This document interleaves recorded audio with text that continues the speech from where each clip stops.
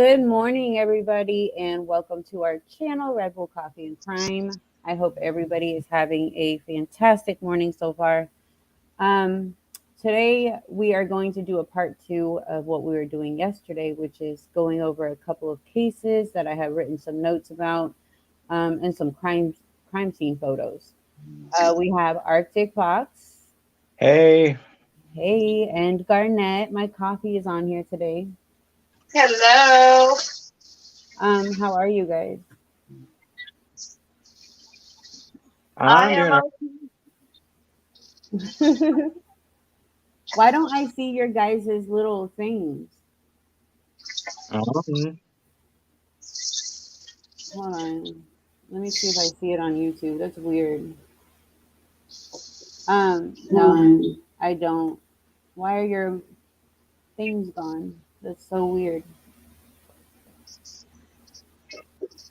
But okay, I am going to start off with so I can get my makeup and stuff ready because I'm gonna go do my makeup like we were yesterday while I'm going over other cases. Arctic did a deep dive this morning. I'm gonna go pull that up.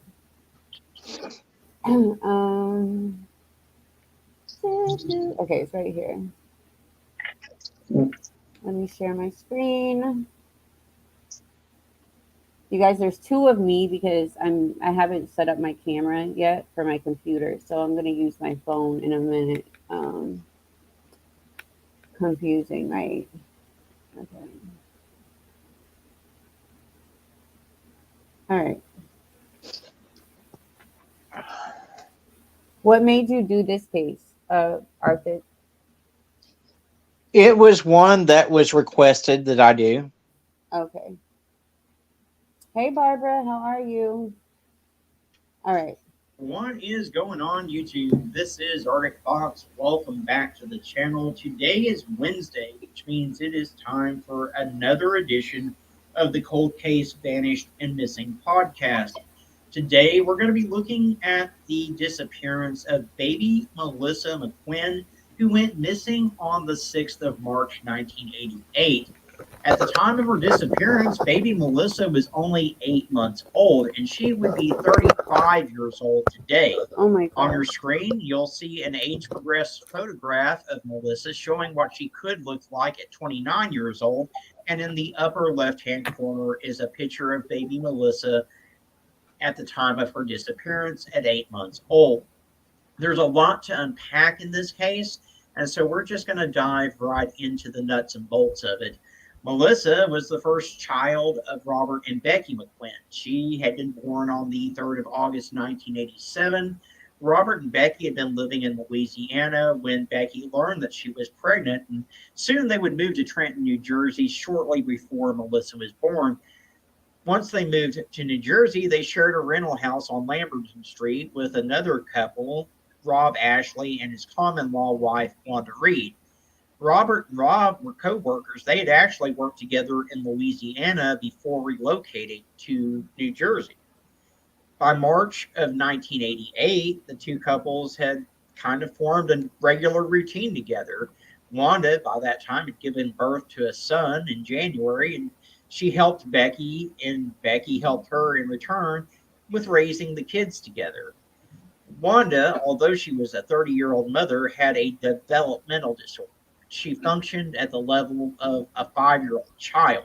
It's doubtful that she was even able to legally consent to any type of marriage or sex, but apparently that did not seem to faze her common law husband, Rob Ashley.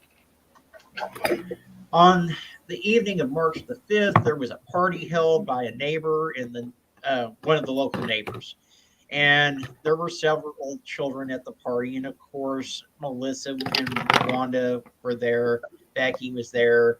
Um, the children, they were fascinated with baby Melissa.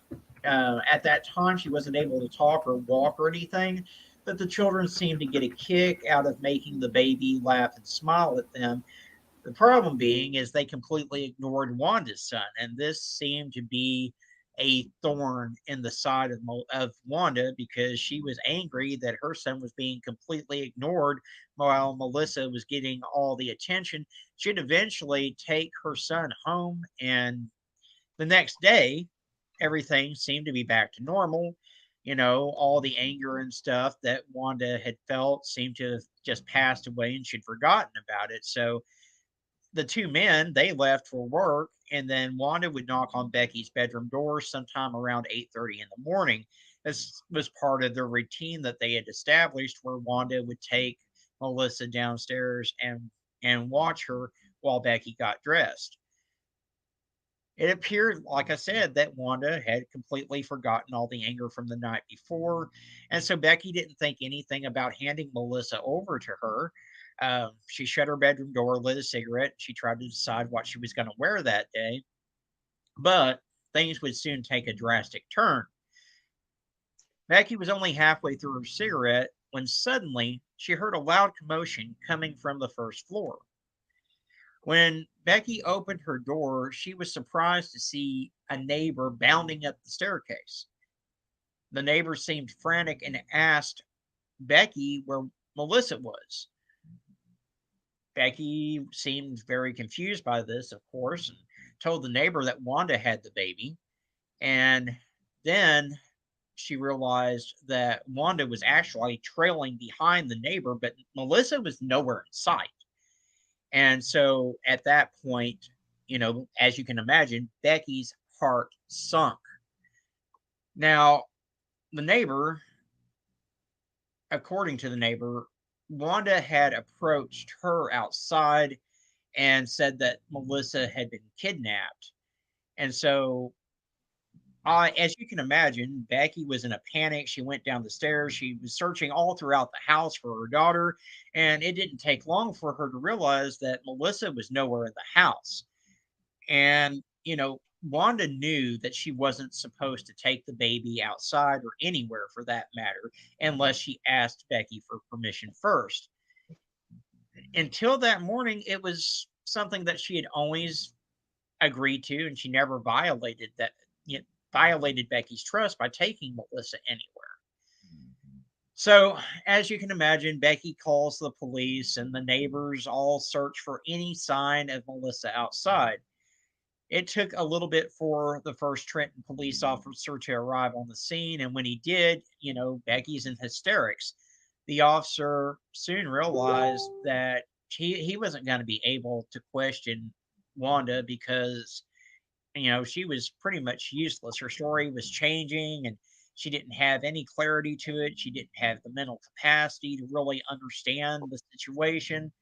And honestly, she didn't seem to even know what she had done with the baby. She gave several different answers every time the officers questioned her about it. And so the officer that was the first to respond needed backup, and he called for more units to the scene, and a search soon began for the missing child. The officer told both Becky and Wanda that they needed to go to the police station so that they could give their statements. Becky, she placed a call to her husband, Robert, and told him to meet at the police station. While she was there waiting to give a statement, she was overwhelmed by anger at the situation, as anyone would be given that situation. Rage flooded out, and she kind of lost any semblance of common sense, and she grabbed a stapler and launched at Wanda with it. I guess maybe she thought he can keep the truth out of Wanda. I don't know. It did take several officers apparently to pull Becky off of Wanda. Detectives were trying to piece together exactly what had happened that morning. There were several officers conducting searches of Melissa, and Wanda initially claimed that a black man had jumped out of a red car and pushed her down and taken the baby. It wasn't really a lot to go on, and police realized that there are just a large number of black men that drive red cars in the city of Trenton. For several hours, they stopped each one they encountered, and at noon, officers were notified that Wanda had once again changed her story, and now she was claiming that the baby had been thrown into a river. Police immediately switched their focus to the river. But, at this point, Melissa had been missing for several hours. And let's face facts, if Wanda had thrown the baby into the river, the chances of Melissa being alive were pretty much non existent. The river's currents were slow and the water temperature was 38 degrees. And so the baby freezing to death was a real legitimate concern. The river had also been up to 25 feet in parts. And, there were parts that were 25 feet deep and parts that were a lot more shallow. Divers were sent to search the deepest areas, and the river was dragged by firefighters in the shallow areas. More than 7 hours were spent, searching the river's banks and dragging it, diving it. And unfortunately, darkness set in, and they soon would have to stop the search. Nothing was ever found to indicate that the baby was in the river. And the next day, they did continue the search and they expanded it out to land and other waterways. Police went and canvassed the neighborhood, interviewing different residents and handing out flyers. They combed through all the abandoned buildings in the area. Dogs were brought in, helicopters were flown in. And this is a pretty extensive search for 1988, guys, because they didn't really do massive grid searches like this in the 80s, at least not that I remember. So I want to give law enforcement props for doing everything they could and pulling out all the stops in this particular case. Because even today, there's a lot of cases that I cover where law enforcement doesn't pull all the stops out. So, like I said, they brought the dogs, the helicopters out, and they were trying in vain, hoping that they would find just anything that would point them to baby Melissa. They held a press conference, and Robert and Becky, they pleaded with the public to keep their eyes out for Melissa.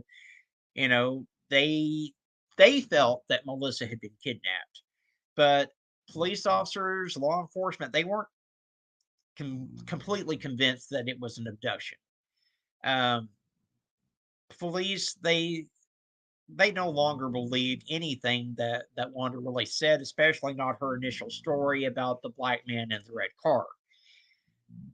Although they also had to admit that they had no clue what actually happened to baby Melissa. But it was beginning to look like she wasn't going to be found in the river either. Considering the short period of time between when Wanda left the house with the baby and when the neighbor came in looking for the baby, it really didn't seem a likelihood that Wanda could have made it to the river and back. It was about 10 minutes to walk to the river and then 10 minutes back. And Wanda returned before Becky had even been able to smoke an entire cigarette. So there really hadn't been enough time for Wanda to make it to the river, much less make it back. So they questioned Wanda again, and at that time, she told detectives that she had sold Melissa to a neighbor for either $200 or an equivalent amount of drugs. Of course, this was the same neighbor who helped Becky look for Melissa the morning that she went missing. Police would follow up, and they're confident that the neighbor had nothing to do with Melissa's disappearance. Investigators really aren't sure if Melissa had been the victim of foul play or not. They did have enough evidence to charge Wanda with kidnapping, but it wasn't clear if she had the capacity to be held criminally accountable due to her mental disabilities. So they did eventually take Wanda into custody and they would turn her over to a mental health facility in New Jersey for a psychiatric evaluation. Of course, Rob Ashley, the common law husband, gave consent. Um, and the State Division of Youth and Family Services would ultimately take custody of Rob and Wanda's son. The search for baby Melissa would continue over the next several days. In total, it encompassed about 15 blocks in each direction. All the residents in the area were interviewed, all the empty buildings were searched, but it didn't bring investigators any closer to finding baby Melissa. After she went through a 30-day evaluation at the mental health facility, Wanda would be deemed completely incompetent to stand trial because she was basically a 5-year-old stuck in the body of a 30-year-old as far as mentally. So the charges would all be dropped and dismissed. And of course, Robert and Becky, they would later move to Arkansas, where they would have 3 more children. They continued to believe that their daughter had been abducted and was still alive. And they were likely unaware that she had been kidnapped or she was likely unaware that she had been kidnapped as a baby. And we've seen cases like that before. I've actually seen cases where people see an age progressed photo of themselves on the National Center for Missing and Exploited Children's website, and they realize, holy shit, that's me. And they call the number, and it ends up reuniting them with their families. And I would love to see something like that happen in this case. Unfortunately, Robert died in 2008 without ever really knowing what happened to his daughter. But to this day, Becky continues to search for Melissa and is hopeful that one day they will be reunited. To sum up, Melissa was 7 months old when she went missing in 1988. She had reddish blonde hair and blue eyes. At the time of her disappearance, she was 28 inches tall and weighed 16 pounds. She was last seen wearing a set of white quilted overalls with a floral pattern and a dark pink hooded sweater and pink socks. Anyone that has information on baby Melissa McQuinn or her whereabouts is asked to contact the Trenton Police Department at 609 989 4144. Or you can call the National Center for Missing and Exploited Children at 1-800-THE-LOST. So that is the story of baby Melissa McQuinn. Okay, that is horrible. That is very heartbreaking.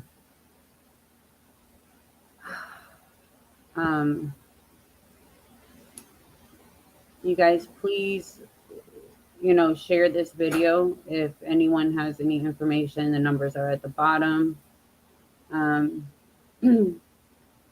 This again happened in 1988, and it was she was 8 months.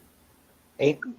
Some sources say 7 months. Some sources say 8. I said 8 at the beginning, but then another source said 7 months. So I don't know. Oh my gosh. You guys have to be careful who you leave your, children with. And it's not their fault, I'm saying, but, a lot of people, if they have a grudge against you, you don't know what they're capable of. You just don't know anyone anymore. And it's still possible she could still be out there. Like we say in any other cases.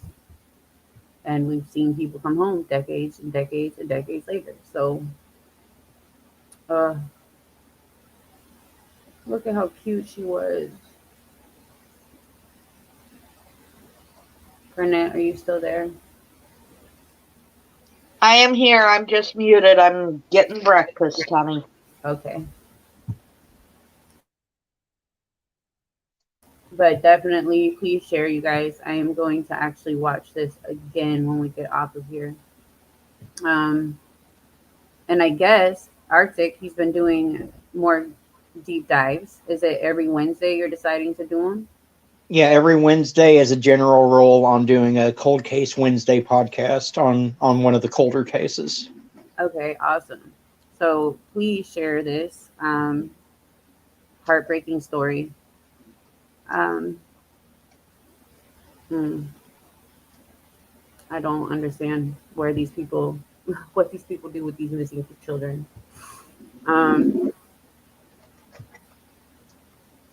This is horrible. I'm praying that Melissa McGinn will be found safely. I am too, and it's still possible. So please share the video. You can go to Arctic's channel and, go share it everywhere, Facebook, Twitter. And even printing out this stuff works because we all know everybody does not use social media. They don't go on YouTube. Some people don't have TVs. So it helps to print out flyers and put them everywhere. So this next case, I'm going to turn on my thing, but hold on. Let me pull up her picture real quick.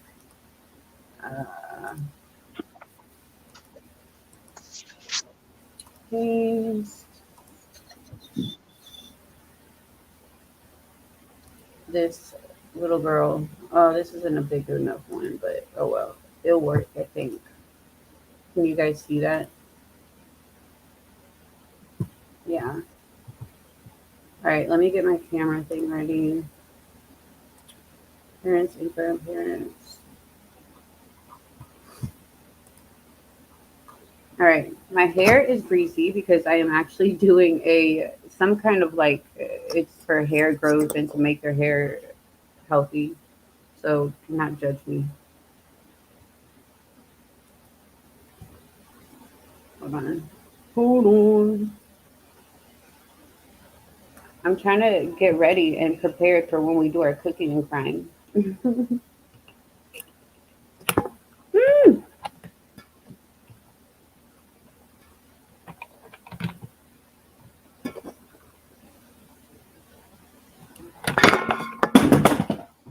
That worked.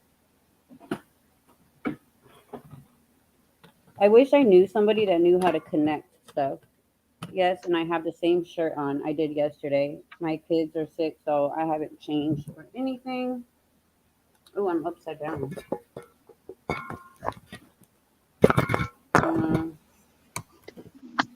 Whatever. Okay. So, this 3-year-old girl, her name is Athena Angelus. She is so cute. Look at her. Adorable. She had 2 black eyes and a swollen face when I don't like how I'm upside down. When she walked into a doctor's clinic in Connecticut on October 18th, 2011. The court records would say that she had been punched in her forehead. About a month later, the 3-year-old girl showed up at her preschool with bruises on her lip, her face, and her left nostril. She showed up with even more bruises on her face the next day. You guys, this is another CPS failure. They pissed me off so bad. So at about 1:30 a.m. on November 23rd, 2011, Athena was taken to the hospital with a fever and laceration on the back of her head that required several staples. Now, court records said that she had been shoved in a sink. The child was treated and taken home. So she turns up to the hospital. She has all this stuff wrong with her, and they just send her home. She fell if she was shoved in a sink, but I guess to them that was okay. 18 hours later, Athena went into cardiac arrest, and she was rushed back to the hospital, where she had bruises on her abdomen and she was bleeding internally. She was punched in the stomach and her rib cage. This poor baby died that day. In the months leading up to Athena's death, officials with the Connecticut Department of Children and Families were aware that she was being abused by her mom and a live-in boyfriend. So they were aware of all this. Athena's doctor and employees from her preschool all reported the suspicious abuse to state officials. And that was at least 5 different occasions that we know about. She was allowed to go back into an abusive home in Connecticut where she lived with her mother, and that was Rosa Mendez, and the boyfriend was Freddie Alexander Chingo Riz. So Riz was sentenced to 29 years in prison for first-degree manslaughter. Diaz Mendez she was 29 at the time, was sentenced to 6 years. 6 years. The state of Connecticut is facing a wrongful death lawsuit filed by Athena's biological father, and Diaz's, the mom's ex-husband, Hugo. And nobody's been able to reach him, the news outlets or anybody, but he is filing a lawsuit. I wonder where he was during all this. I don't know, but he is suing. The lawsuit was filed, and it says that Athena's death was a direct result of the negligence and carelessness of the state's child welfare employees. The lawsuit comes nearly 4 years after Athena's father started to pursue legal action against the state officials. In Athena's case, her father filed claims in 2012 with the Office of the Claims Commissioner, asking for permission to sue state officials. At that time, he asked for $20 million in damages for Athena's death and $5 million for injuries suffered by his other daughter, Artemisa, I can't pronounce it, who was also abused by the boyfriend. The claims remain pending for more than 2 years without any decision from the Office of the Claims Commissioner. In 2015, Hugo Angeles' attorney, Robert, wrote a letter to State Senator Eric Coleman urging state legislators to intervene. This tragedy occurred over 3 years ago, and the evidence before the Claims Commissioner is overwhelming that the Department of Children and Families was negligent, and this resulted in the death of Athena. Serious injuries to her sister were also there, but thank God she did not, die as well. The lawyer said that they have waited long enough to be granted their basic due process rights to have their case heard in a court of law, and any further delay would be a grave disservice to the family that has been patiently waiting for justice. Reardon told the Washington Post that his firm also hired a lobbyist to work on changing state laws so that the claims such as Angela's can move forward without getting trapped in a backlog of cases. There's a lot more to this.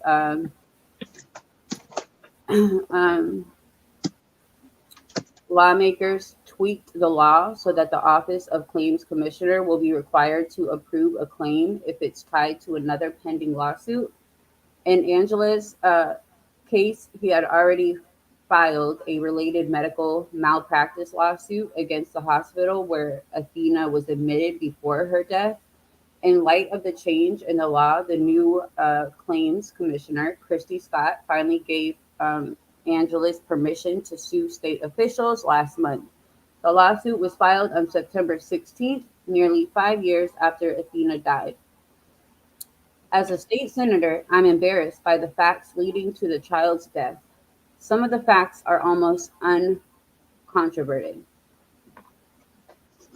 Athena's death prompted an internal investigation by DFCS, which did not comment on the wrongful death lawsuit in 2012.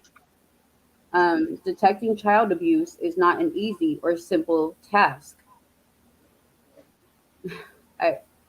Katz said in an earlier news release. We know that not every child injury or even death can be averted, but by detecting abuse as soon as possible after it starts, we are intervening early and possibly preventing something much worse in the future.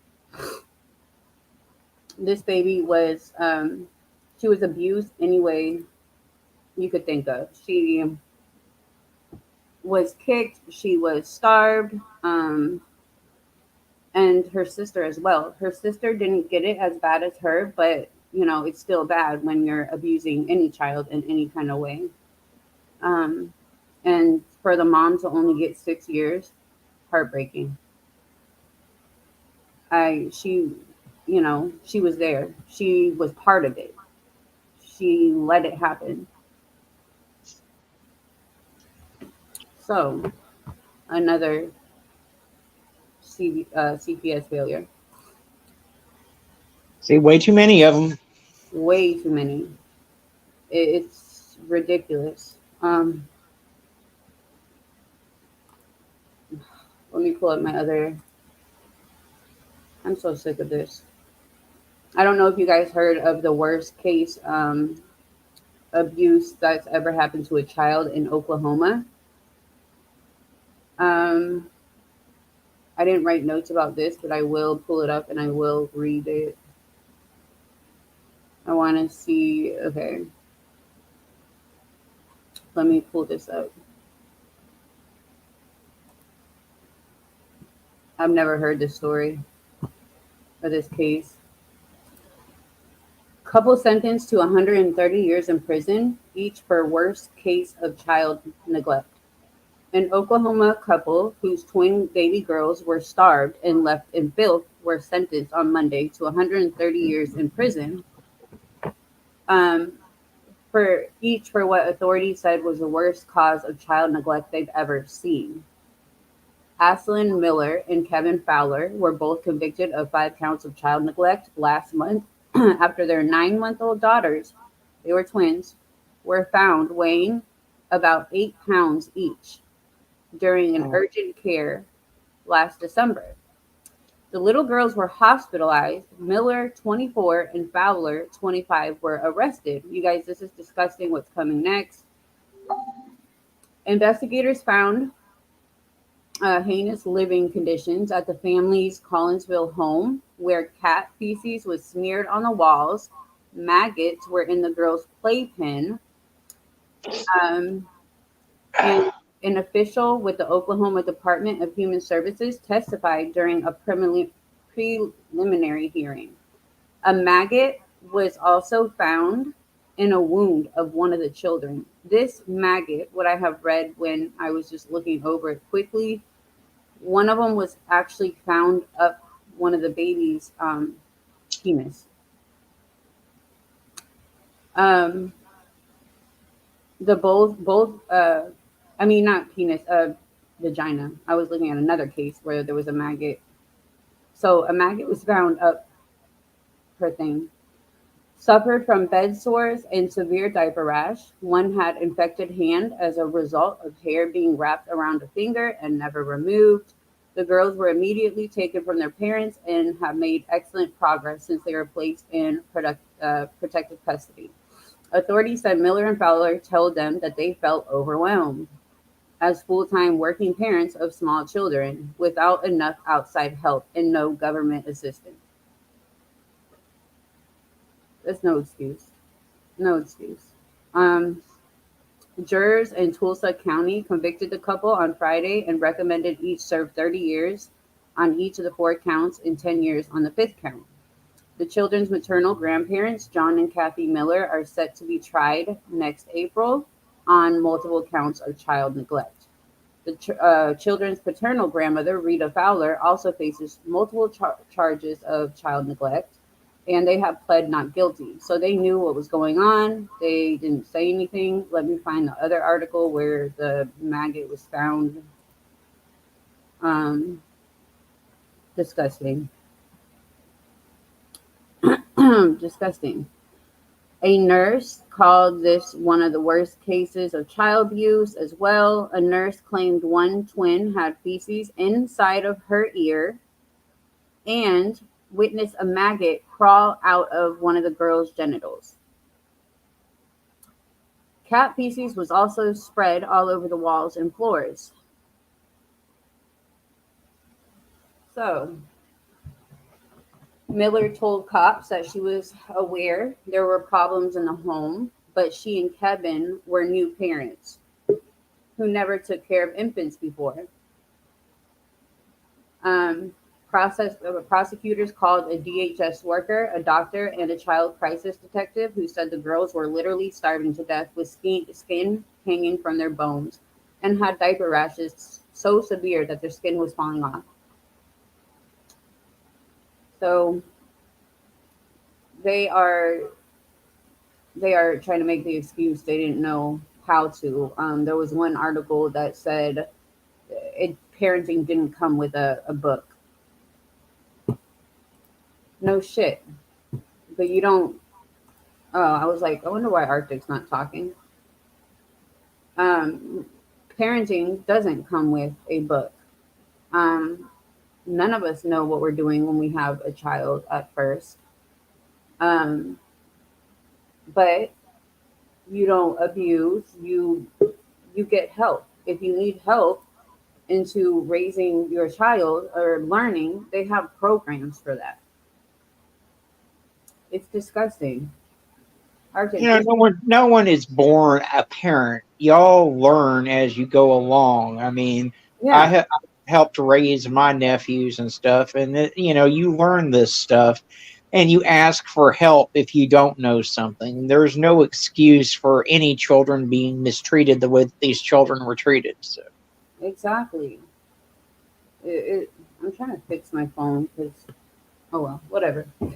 It's you're not born with a manual, but there are plenty of people, like you said, you helped raise children. So if you have friends around you and you're needing help, ask for help.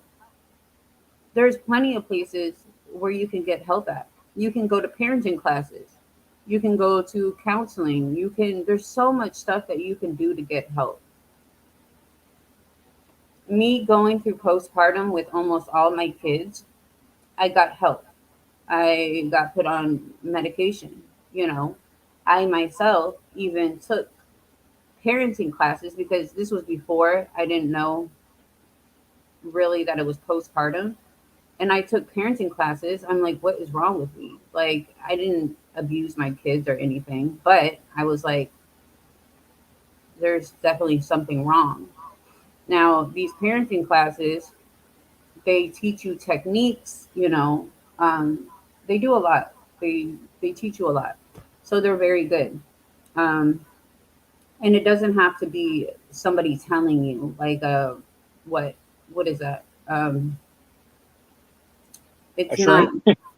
it's not mandated, so if you feel like you need help, you can just go like I did. Well, and here's the thing. I mean, we live in 2023. There is a vast amount of resources out there.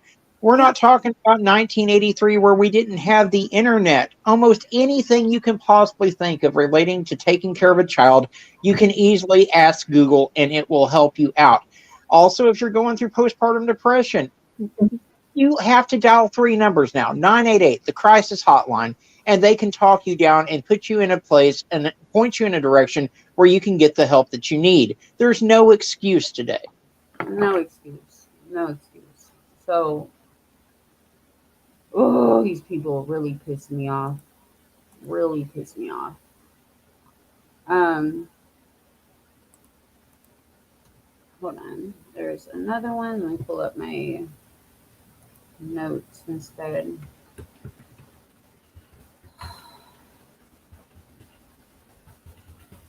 I'm so sick of hearing about all of these cases and um, why children? Why? They're so innocent. So innocent.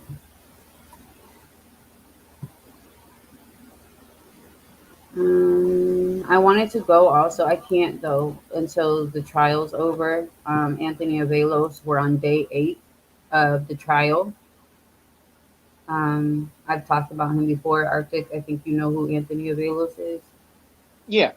Yeah, so they're on day 8 of the trial.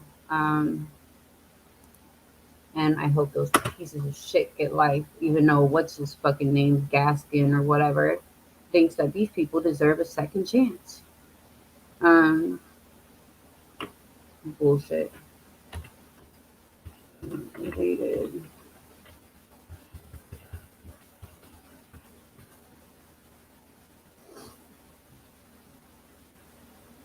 Oh,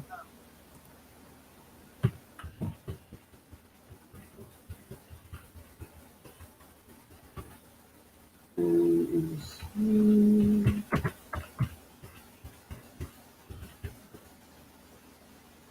okay. So a lot of people have heard about this case, probably. Um, all right. In August 2017, a heartless couple, Zachary Cohen and Cheyenne Harris, left their baby to die in a slow, agonizing, and painful death. Um, she was all alone in a dark room. The couple neglected their 4-month old baby, Sterling Cohen, with his mechanical swing facing the wall until he died. No one changed the baby's diaper. He went without any food or water for an estimate of 9 to 14 days until he died.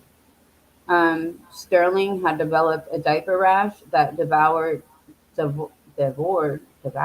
through his skin and allowed E. coli from his feces to enter his bloodstream. Flies also laid eggs in the diaper, resulting in maggots crawling in his diaper for days. Um, at the age of 17, Cohen, the father, started using meth to stay awake. He was working as a truck driver for long hours. Around that period, Cohen got married to a woman named Cheryl, and the couple had a son together. When the couple divorced, Cohen's parents took custody of their son. So these parents had custody. Um, and in 2014, Cohen met Cheyenne Harris.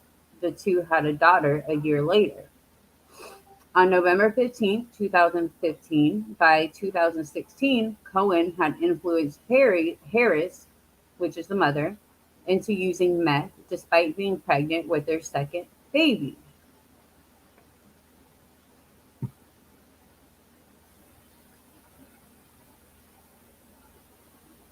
Um, so Harris quickly became addicted to the drug and she ended up giving birth to a premature baby in the bathtub. So she was doing meth and they were at a friend's house. And all of a sudden they hear Cheyenne screaming in the bathroom, he's coming, like she's about to have this baby. So the father comes in, Zachary Cohen, and helps her deliver the baby in the bathtub. So it was a water birth. Mm. Yeah. At the hospital, blood tests confirmed that Harris was on meth, pregnant, and Cohen had doubts if he was even the baby's biological father. Since all the people pointed out how the child did not resemble him, I hate when people do that. The baby's not going to come out looking exactly like anybody at first. I mean, some babies do, don't get me wrong, but just because it doesn't make it not yours, you know? Um, so on August 30th, 2017, Cohen got home in the morning from work. He made food for his little daughter. So his little daughter, they treated like a princess. Like she was taken care of. She would get, you know, everything she wanted. Clothes, toys. They would take her out. They just treated her, like you're supposed to treat a child. Um, so after he made food for his little daughter, he went to bed without checking on his son, right? And then around midday, Harris came to tell him that Sterling had died. So the mom told him, hey, Sterling's dead. He's quoted, this is him speaking, quote, I was woken up at 11 or something. She, which is Harris, came into the foot of the bed there and I was sleeping and she dropped to her knees and was crying hysterically and kept saying, he's gone, he's gone. Cohen later went into the bedroom to check on his son and touch his forehead, only to realize that he was ice cold with blood coming out of his mouth. He later called 911 requesting an ambulance. An autopsy performed on Sterling's body ruled his death as a homicide. Sterling died from dehydration, malnutrition, and infection. The baby sat in a diaper filled with feces until they started to decay. Sterling's diaper rash was so severe to the extent that it led to the development of open wounds on his skin. Um, E. coli bacteria from the feces entered his bloodstream, and the baby had crawling maggots on the skin, on his clothing, and all over the swing. So Cohen claims that he never changed the baby's diaper because he has a weak stomach. Um, and the mom was aware of this. Hence, it was her duty. He never fed or interacted with the baby due to long shifts as a truck driver. Cohen also claimed that he never held his baby during the last weeks before his death because, and I quote, usually he was sleeping, and other times I was not to disturb him as he was a colicky baby and they are just super hard to get to sleep. I could go in and look at him, but he was usually covered in blankets. You could see his little head peeking out. End quote. Well, I don't think he was a colicky baby. He might have been crying all the time because you left him in a shitty fucking diaper. Exactly. And even if they are colicky, you do not just ignore because you don't want to disturb them. I've had two children that were colicky, and I didn't just leave them there because, oh, I don't want to wake them because they'll start crying and I've been up all night. No, you deal with it. Um, Cohen's friend also said that Cohen never mentioned he had a son before, although he often talked about his daughter. Another friend who testified to visiting the house and used meth with the couple claimed that he never ever saw the baby, but he saw the family's daughter all the time. Hold on. Freaking ridiculous. I hate these people. All right. Um, it appeared that the couple cared for their little daughter but neglected their son. So that's exactly what happened. Like I said, that they would take the daughter out everywhere. They would buy her whatever she wanted, made sure she was fed. She just, had the life of a normal child. Um, so on Harris's side, Cohen did not normally help around the house. Harris maintained that she fed Sterling at least 3 times a day and constantly changed his diaper. But Harris also commented that I should have checked on him more. A medical professional clarified that a 1 day old unchanged diaper is noticeable. Even a couple hours, you guys. Yeah, that's my old one. Yeah, but I have to erase some stuff on it. Just use it for now, but charge it. Yeah, because you can smell a shitty diaper a mile away. I'm sorry. I mean, there's no excuse for that at all. And unfortunately, we see a lot of these cases where the parents, for whatever reason, prefer one sex child over the other. Where the girls will get all the attention and the boys are left to wallow in their shit, or vice versa. So it's absolutely ridiculous. And it's due also to the fact where some of these dumbass fathers, or even, okay, so a father doesn't think the baby's his. They just want to take care of the one that they know for sure is theirs. And that's where, like, also, if you have a boyfriend or a girlfriend, like, vice versa, it goes both ways. They abuse the children because they feel some type of way. Like, that's not my kid. It's disgusting. Um, so, a medical professional clarified that a 1 day old unchanged diaper is noticeable. And even, I don't know, obviously, if I'm going somewhere and it's going to be a long day, you can tell, like, an hour that my 2-year-old at the time, I'm now potty training him because he's about to be 4 in a couple weeks. I've never had a complicated potty training child, and he's like so smart. He's the one that's been talking since he was 1 year old. Like, I don't know what's going on with him. He doesn't want to do it. But anyway, you could tell after 30 minutes to an hour if they have something, like, you're going to change them. So either Cohen or Harris must have smelt the heavy odor from the baby and they just chose to ignore it. Also, the baby must have frequently cried from hunger and thirst. All the other three family members, Cohen, Harris, and his little daughter, including the family's dog, were in good care, except for Sterling. So they treated their dog better than they did Sterling. On October 25th, 2017, Cohen and Harris were arrested and charged with first-degree murder.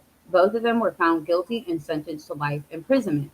Also, I want to bring up the fact that that room that Sterling was in, they put covers over the windows.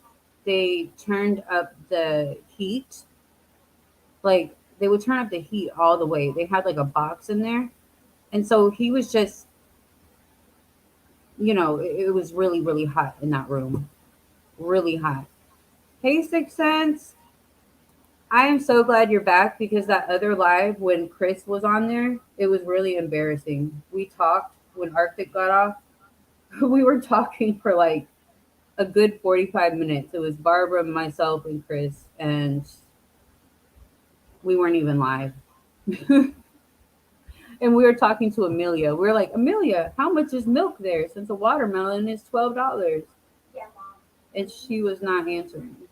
Huh? Well, yeah, because it's a different charger and I have to put it a different way. I'll charge it, and then I'll fix it. Wake up, drink some coffee, Amelia. So it's not cake. Let me show you the babies too.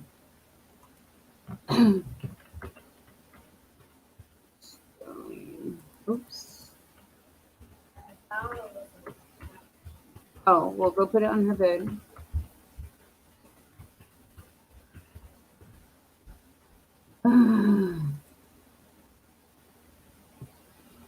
So this is the baby. He is adorable. Well, I don't want to show these two fucking assholes. Let me get a better picture. They also have some, right here, of him in the car in the swing that they found him dead on. It's disturbing. It's really disturbing. But this is him. So cute. How could anyone do that? Yes, Sixth Sense. Sterling was the child that was left in a dark room that was so hot and had maggots all over him. Also, they didn't call 911 right away. The dad was seen walking outside, inside, like they did like hours later. So they knew that they were, fucked, obviously. Well, can I see either the bunny of like lettuce or whatever? I'll show you what lettuce. Hold on, you guys. Let me get my rat. I mean, my rat.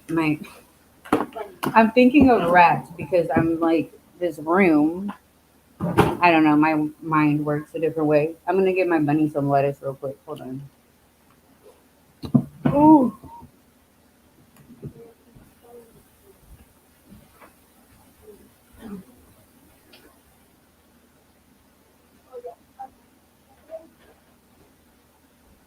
So, I used to have a pet rat though. Like when I was young, I had like 2 rats. All right, I have one more. Hold on. Then I gotta clean up.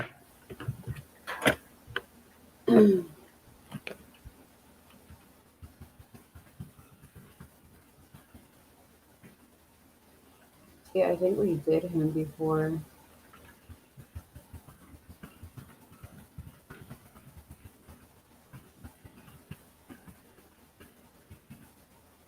Amelia, I can't. Oh, wasn't the dad work? Yeah, he was a truck driver. He was a truck driver, but he would be home, and he never. Oops. What the fuck did I just do? he never checked on the child. Like he would check on his daughter, but he would never check on the baby. Yeah, and then him being a truck driver and saying, and his excuse being he had a weak stomach. I don't buy that either. Have you seen how nasty some of those truck stops are? Oh I mean, yes, yes, yes, yes. No excuse. You know he knew what was going on, and when he was home, he didn't hear the baby crying, screaming, of hunger, like the doctor said, of pain. Um, okay, let me see if I can pull this up.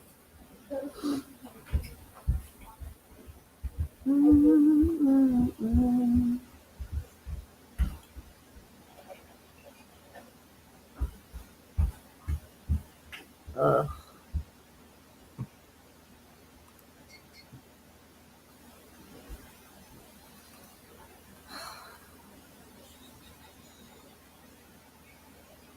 Oops. Why do ads keep popping up? Trying to find a picture.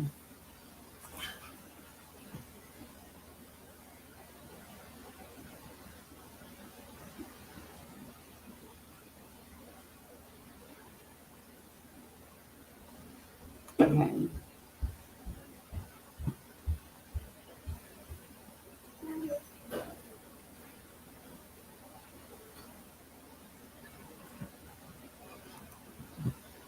I have so many, but I'm only going over one more. I'm trying to figure out. Did we ever go over Terrell Peterson? I'm not certain. I think so. The name certainly sounds familiar. Yeah, I think we did. Um, he was the one that only had one picture taken. Yeah, we did. We did. We did. So that's in my old. No.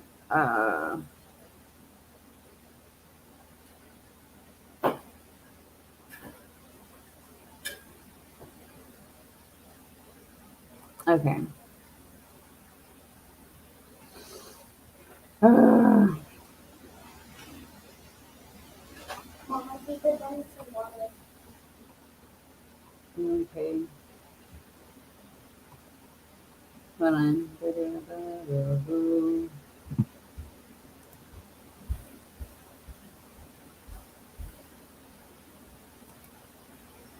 Why is it not coming out?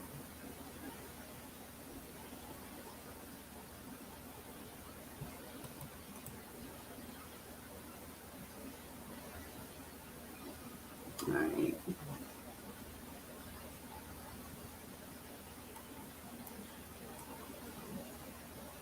I don't know where I put these. I'll just have to find something on it, but it's everywhere. It's one of the worst cases of like sexual abuse. Oh, it happened in. Oh, I thought it was Arkansas. It's Alabama. All right.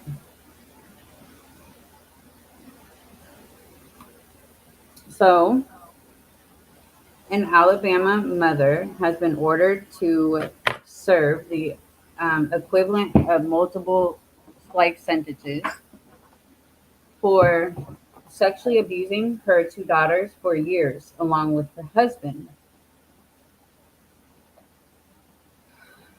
Like, mm, mm.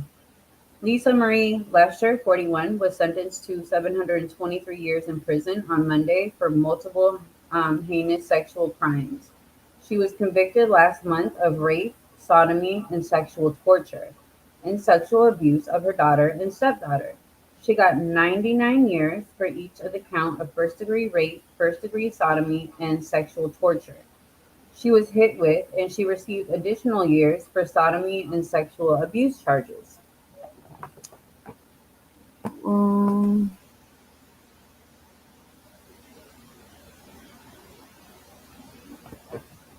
and Lisa and her husband, Michael William Lesher, were arrested in 2017 on rape, sexual torture, incest charges for abusing the girls as far back as 2007. The sheriff's office stated in 2017 A school resource officer had noticed an injury to one of the girls' necks in 2007. Um, the victims reported uh,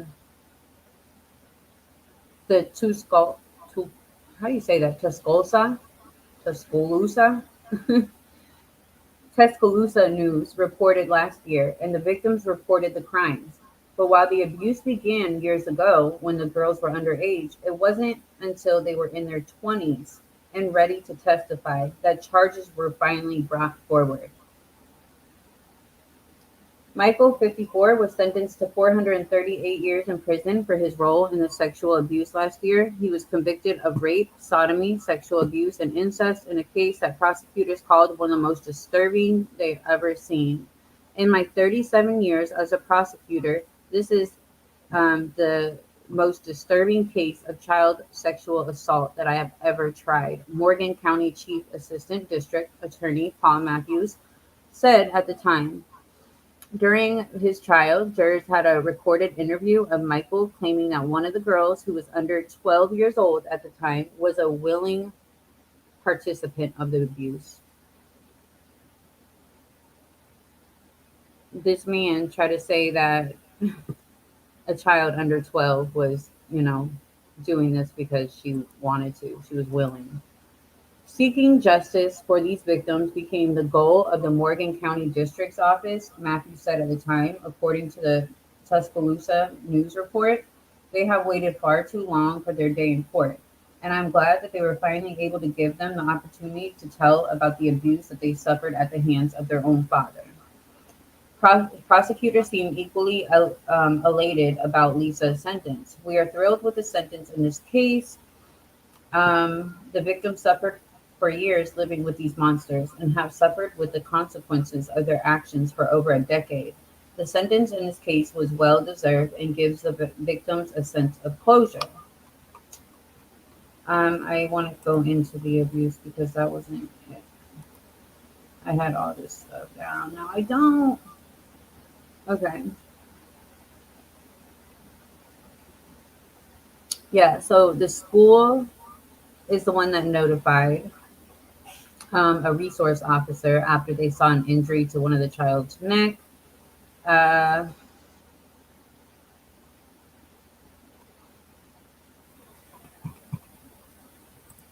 Let me share this. These are them. You can just tell they look fucking, I don't know.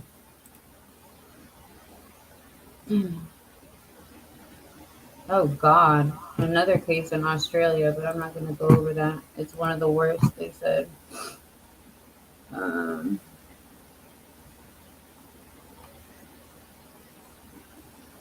I'm trying to, hold on. No.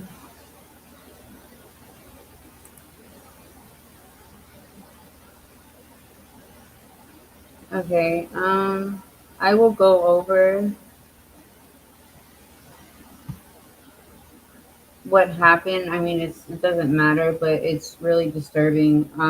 They sexually abused their two kids for years, and they weren't convicted until 10 years later. So this is one of the worst cases that they've had as well in Alabama, and with a combined sentence of about 1,161 years in prison. That's what they got. So they'll never be seen. Oh, Arctic's not here. Arctic, where did you go? You left me. Hang on a sec. A hen has come in the cat flap door to eat the cat food.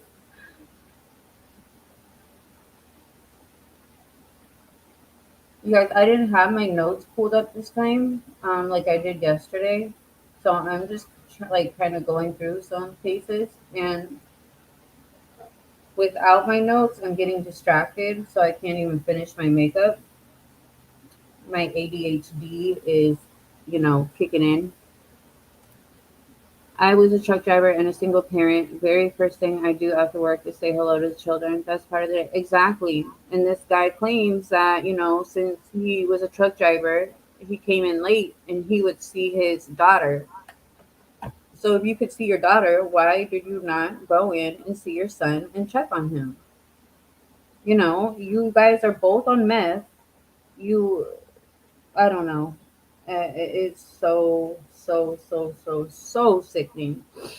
Arctic got off. He left me. He probably has internet trouble. So I just pulled up something. Hold on. And it was in Australia. I was gonna get off of here, but nah.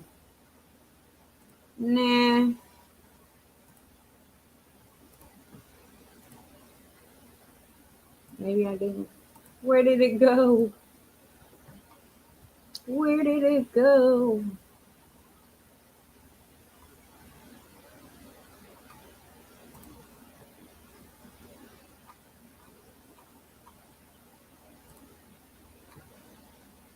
Nah.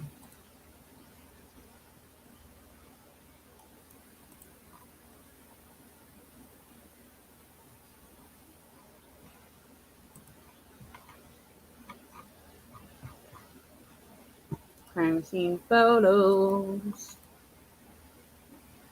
Ugh.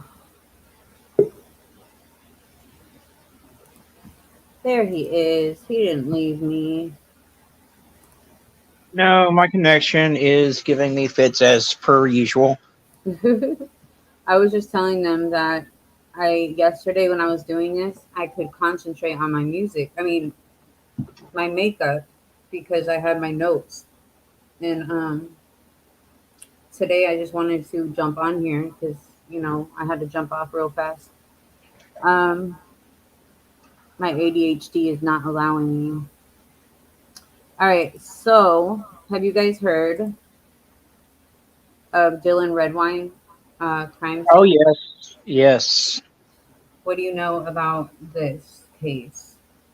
His father is a piece of shit that likes to eat shitty diapers. Yes, this is the one where he would dress as like, didn't he find pictures in the phone or something? What Dylan found pictures of his dad in the phone, and I guess the theory is that he had his fill of his dad and confronted his dad about the pictures that he found of him and shit. So This is so disgusting. Yes, Amelia. I don't know. You've never heard of this. See, now I'm just randomly. I just saw crime scene photos, so I clicked on it. Um, so this is Dylan um, Redwine. I guess that's how you pronounce it. And his father, Mark. Um, oh, Redwine, the divorced father of a 13-year-old slain boy, Dylan Redwine, is on trial for allegedly murdering his son in November 2012 and hiding the child's remains in the woods. Prosecutors allege that Redwine killed in a fit of rage over photos showing him dressed in women's underwear while eating feces from a diaper.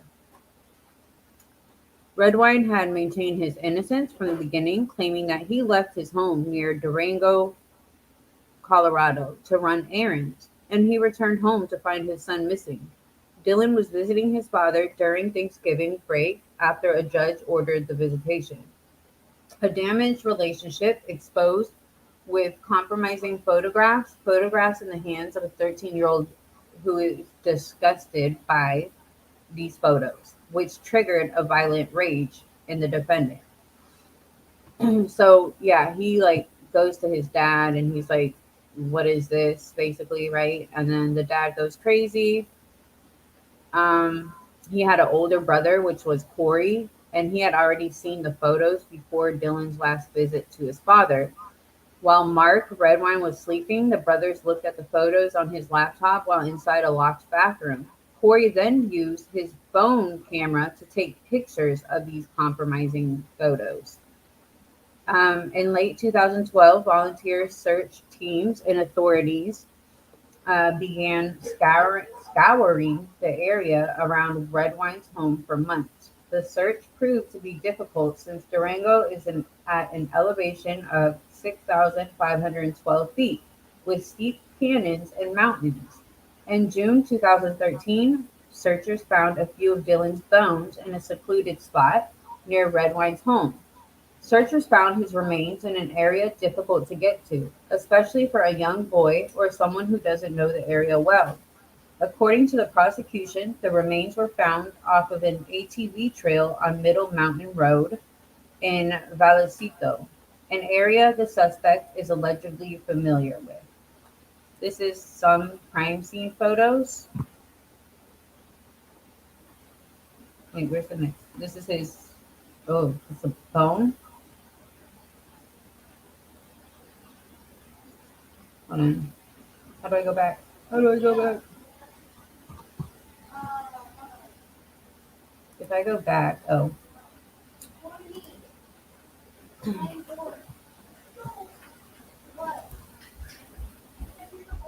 oh, there's more. They have his socks. They have his shoes. It was fairly steep and rugged.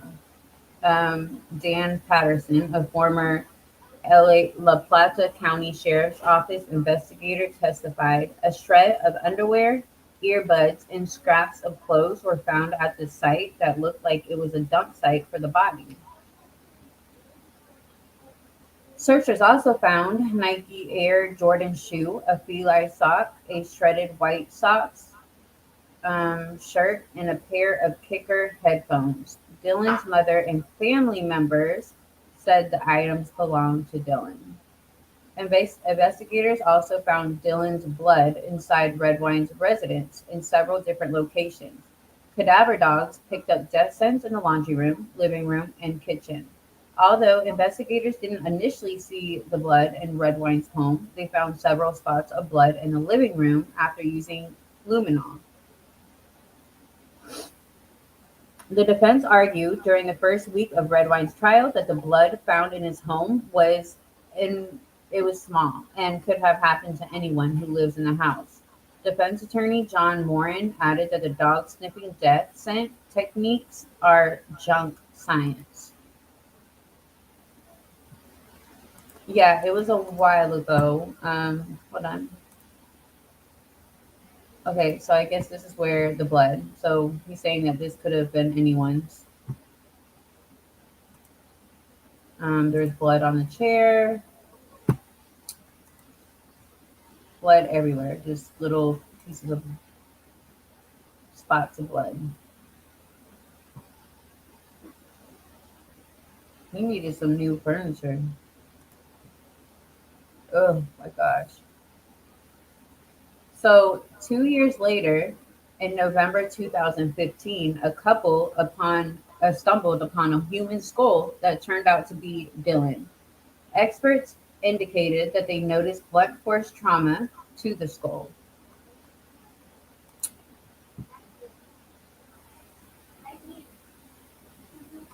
And the sad thing about that case is Dylan didn't even want to go see his dad. He was forced to go because of a court order. Yeah. He did not want to see his dad at all. I do remember that. Look, oh my gosh.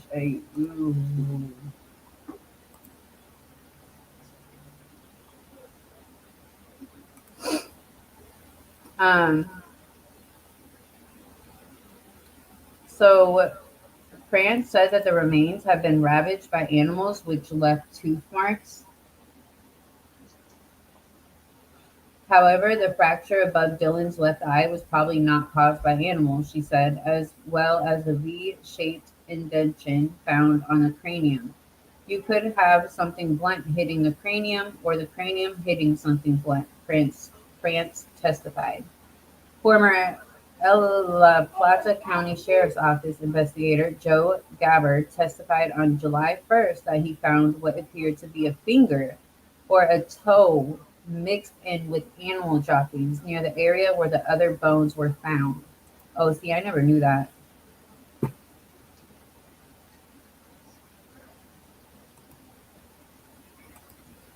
Oh my gosh.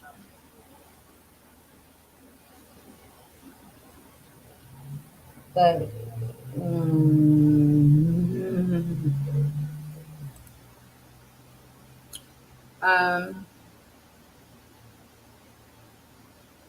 this was it says Mark's trial continues. If convicted, he could face life in prison.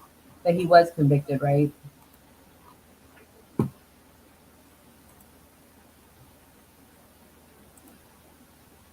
Arctic. In my opinion, quite possible there was other objectionable material that the father didn't want to know about. Freak, exactly. Let me find out how much he got sentenced. Dylan Redwine. Oh yeah, I mean, and Dylan was probably going to take those pictures and try to blackmail his dad or take him to the courts because his dad would lose any type of custody if they saw those type of photographs. Yeah, and he didn't want to see his dad anymore, so he's probably like, hell yeah, I will use these against you. This is, let's see. Tonight, a jury finds the father guilty of murdering his 13-year-old son. People in the courtroom reacted as that verdict was read. We, the jury, find the defendant, Mark Redwine, guilty of count number 1. The jury also found Mark Redwine guilty of child abuse resulting in death. Dylan Redwine vanished while on a court-mandated visit almost a decade ago, and we have covered the case from his disappearance to the So he was sentenced to 48 years imprisonment. He should have got the death penalty. He really deadly should have. discovery, even his parents discussing what happened on Dr. Phil. Jeff Todd joins us live tonight on this top story. And Jeff, this case nearly a decade in the making. Karen, it was 3,161 days ago when Dylan was reported missing. The defense in this case tried to say that the state lacked evidence and didn't provide strong evidence to this murder. The jury. That's bullshit. So I just saw something. Where was it? It only took the jury less than 8 hours to make their decision. So yeah, he's done. But I shared this video. Thank you, Barbara. He definitely should have got the death penalty, but they don't like giving it out anymore. Like, so many people should be getting the death penalty.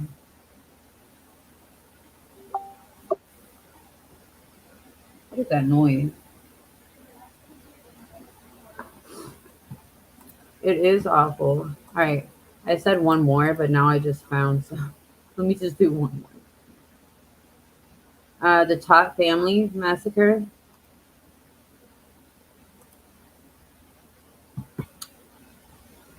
Do you guys remember this?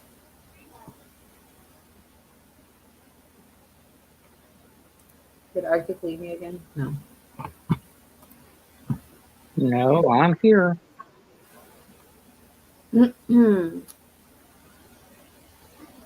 A Florida man accused of murdering his wife, children, and family dog earlier this year reportedly claims he has no recollection of what happened. Physical therapist Anthony Tot was arrested in January at his rented residence in Celebration, Florida. He's been charged with 4 counts of murder and 1 count of animal abuse in connection with the deaths of his wife, Megan, and their 3 children.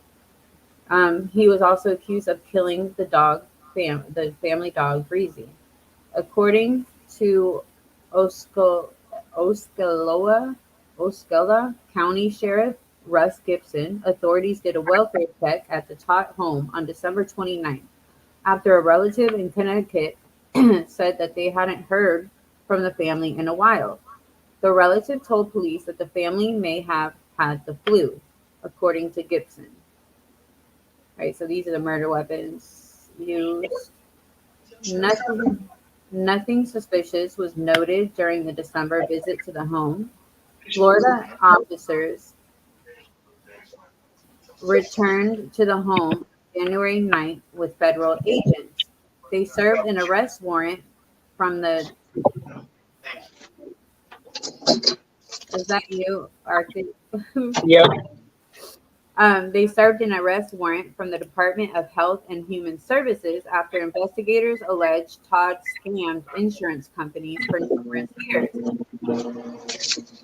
Inside the home, investigators discovered a grisly scene. Todd's wife, Megan, had a stab wound to her stomach. Their 2 sons also had stab wounds on their abdomen.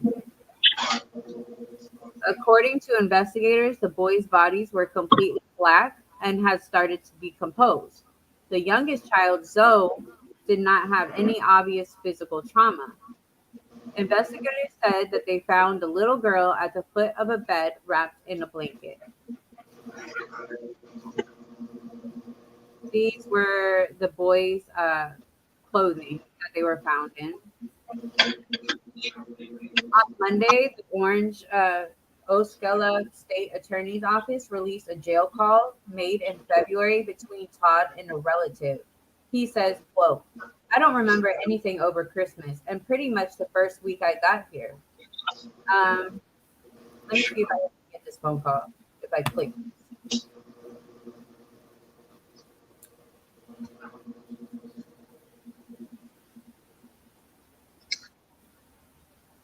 Kaiser Avenue, just off of Deer Run Road in St. Cloud.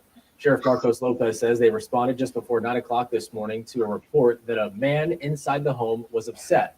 When deputies got to the scene, Sheriff Lopez says the man reportedly told deputies. Oh, here it is. All right, so I'm going to play the phone call. 8, 6, 3, 6, 5, 6, 8. Inmate ID 0, 0, 1, 2, 0, 5, 0, 8, 5. Date 2022, 27. Time 1. Arctic, 2, what is that 5, noise? 3, 4, 8. Dialed number 1, 8, 0, 2, 3, 5, 6, 2, 3, 0. From I don't know. 2, 1, 1, 4.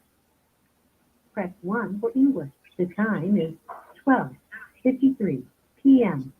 If you believe that you are the victim of sexual or physical abuse, press star 9021 after this message. Press 1 to place the call.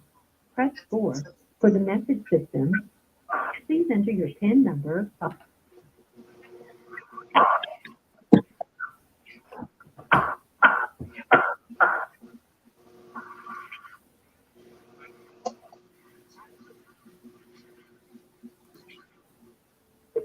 United States. Press 0 to make a prepaid collect call or speed dial call. Press 1 to make a debit call. Press 8 to use your phone. Press 9 for help. For calls within the United States, Canada, and the Caribbean, please enter the area code prefix.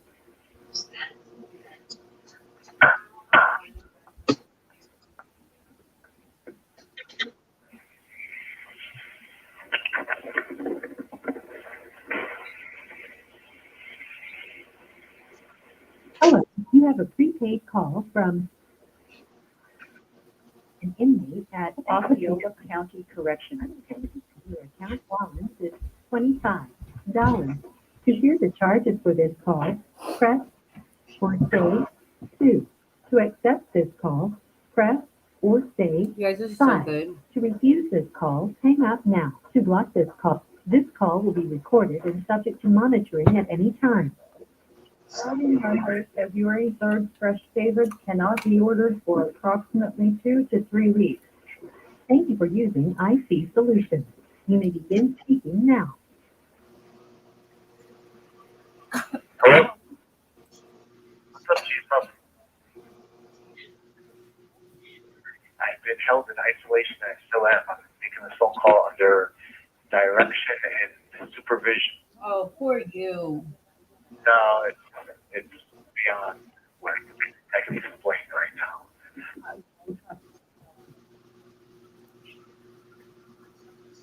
You can't hear her. Yeah, I'm in a isolation set cell, wearing a vest only for the past 6 months. 6 cents. This is the phone call with this top guy that murdered his family. It's a jailhouse call. Not here. I don't remember coming here. I don't remember anything after the events, what happened, all that kind of stuff. I have no idea where I was, where I am, and only thing I remember is being at the hospital. I guess before I assume before I got here, and I remember them talking about charcoal, fifth floor, and catheter. And that's all I remember. And I will remember waking up here and seeing one of the officers that I've become pretty close with. Other than that, I have no idea anything.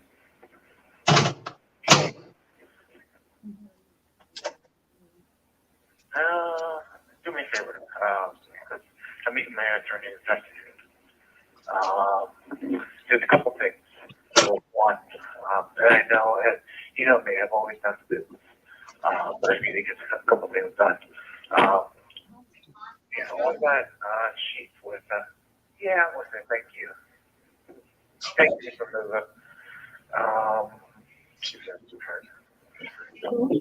Windows when you talk to her.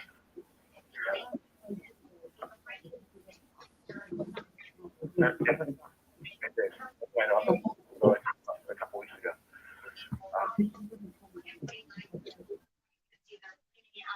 Just a reminder, be careful on the road.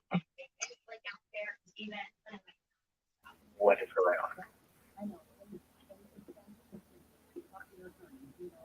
I read one of the news articles. Arctic, I'm muting both of us so we can hear it. And of course, Robert, Okay.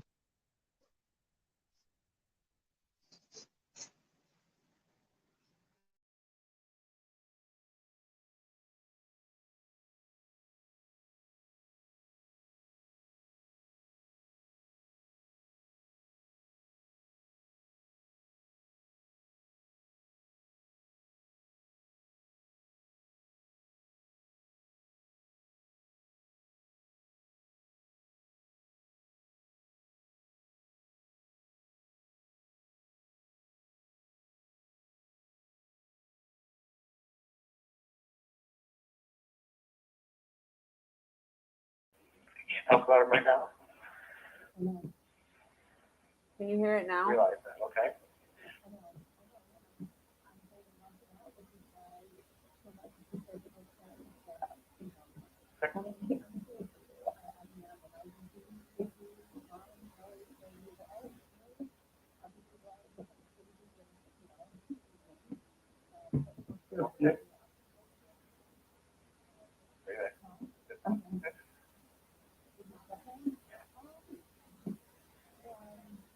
Okay. Yeah,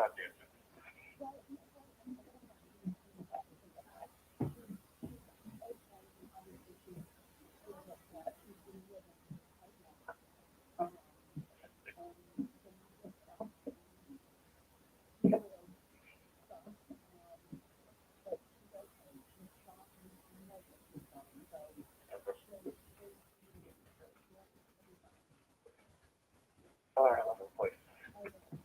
The only three fish that got in the queue and Uncle Martin.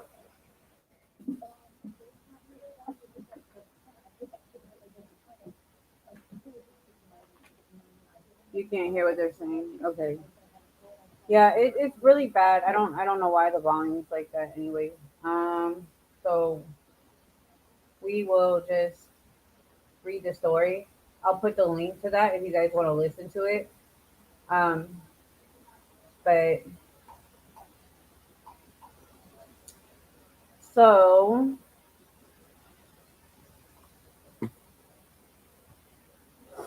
all right. This is the clothes that the boys were in. He says, I don't remember anything over Christmas and pretty much the first week I got here. I don't remember coming here. I don't remember anything. While discussing where his belongings should go, Todd mentioned his daughter's Mickey Mouse necklace that he wanted to find.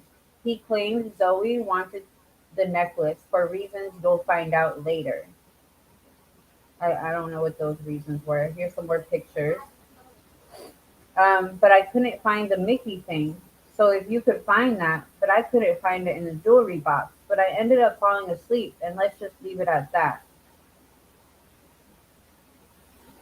Following his arrest, Todd was taken to the hospital after taking Benadryl pills and commenting about harming himself.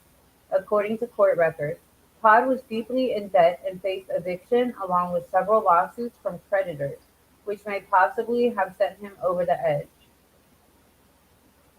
According to a 36-page affidavit filed in federal court and obtained by Crime Online, Todd, who owned Family Physical Therapy in Connecticut, billed insurance companies for extra services that never happened and for appointments that never took place.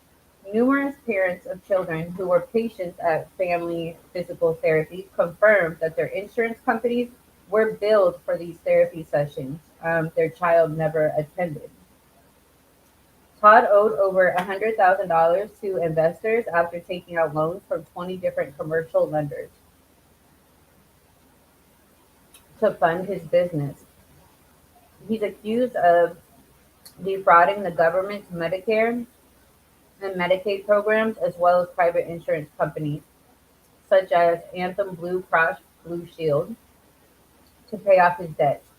The boys were wearing these rosary necklaces at the time of their death.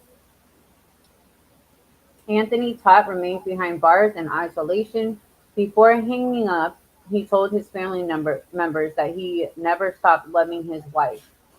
Just so you know, I couldn't take the love out of loving her. I wanted you to know. So he kills his family. Disgusting. I want to know what happened, and then I will be done. I don't. Why if you're going through something, why do you take your whole family down with you?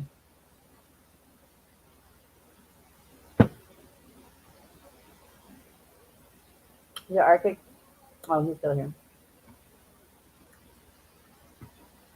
Do you know why they decided to Arctic? Where is it? I have no clue, but I'm going to have to go. This is supposed to be a 30-minute live, and we're sitting at an hour and a half, and I've got things I've got to do. So I do too. I'm just gonna read. Yeah, I'm about done anyway. I'm just gonna read what ended up happening, how much time he got. I'll stay for another 5 minutes. Okay.